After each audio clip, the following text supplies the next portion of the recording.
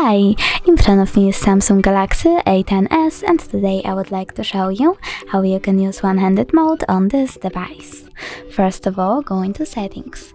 Now choose Advanced Features after scrolling down over here and scroll down again. Then tap on one-handed mode and click on the switcher to activate it.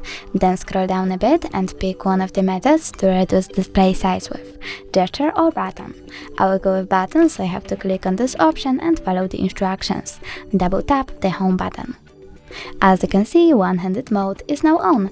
If you wish to change placement of the screen, click on this icon over here.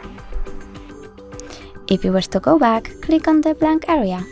If you want to turn off one-handed mode completely, click on the same switcher. Thanks so much for watching. If you enjoyed this video, don't forget to leave a like, comment and subscribe. Bye!